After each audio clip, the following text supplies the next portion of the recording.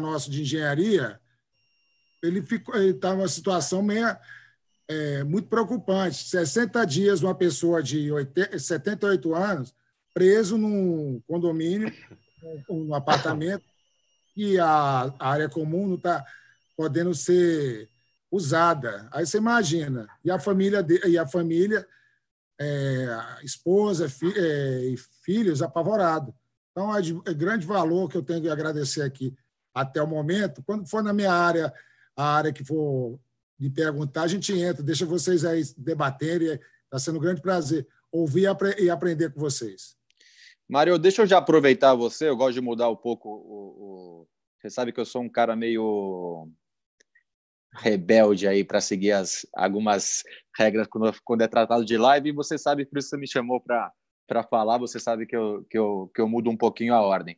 Falando sobre obras necessárias, obras emergenciais, né? Ele cai um pouco para a subjetividade quando a gente dá denominação para obras. Queria que você falasse, como engenheiro, o que é imprescindível, o que vai englobar esses dois pontos. No caso das obras emergenciais e as obras necessárias, é isso que você... Exatamente. O que são obras... o que no seu... Vou reformular a pergunta. O que no seu entendimento, nas unidades autônomas e na área comum, não pode deixar de ser realizado nesse momento? O síndico não deve interceder e deve arrumar um jeito de ser realizado. É o princípio básico da razoabilidade. Cada caso tem que ser analisado, como o síndico Iano disse no início da live, né? No caso das autônomas, vamos lá. Primeiro é o básico. Todo síndico tem que saber que para autorizar uma obra na unidade autônoma, ele tem, no mínimo, conhecer que existe uma norma que rege, uma norma técnica que o número dela é 16.280, a norma de reforma. Então, ela tem que ser seguida pelo síndico.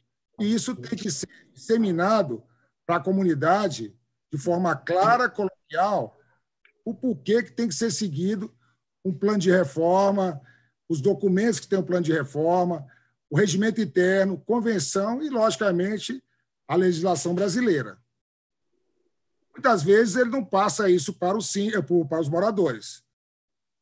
E o morador, ele não tem a noção, independente de pandemia, ele vai iniciar uma obra sem ser orientado. E muitos de nós profissionais da área de engenharia ou de arquitetura também não têm esse conhecimento sobre o que tem os documentos que são premissas para apresentar para o síndico, e forma também para o morador leigo.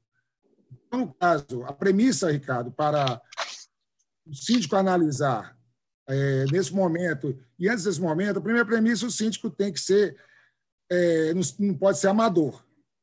Primeiro, ele tem que ser, o síndico tem que ser gestor e saber que existe uma norma técnica exatamente para que aconteceu no edifício Liberdade, que foi a razão dessa norma ela ter sido elaborada, e em 2014, em 2015, ela foi atualizada para ter exatamente como deve ser feito o procedimento para autorizar uma obra na unidade autônoma. Muitas vezes também, os síndicos, muitos nós, engenheiros, advogados, acham que a 16.280 ela foi feita só para a unidade autônoma. Não existe a 16.280, ela tem que ser também seguida o síndico tem que seguir para as obras das áreas comuns. Seja ela reforma, intervenção, tem que fazer o mesmo plano de reforma. O primeiro ponto básico é esse.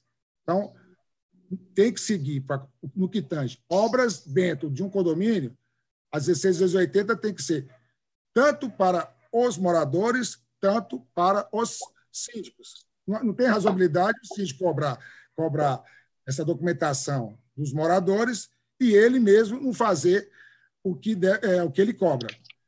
E no caso específico que estamos em pandemia, Ricardo, nós devemos orientar o síndico, que no caso a engenharia, o gestor condominial, o caso, é por isso que está hoje essa seleção de advogados, o que deve ser uma obra emergencial, necessária emergencial, e uma obra necessária.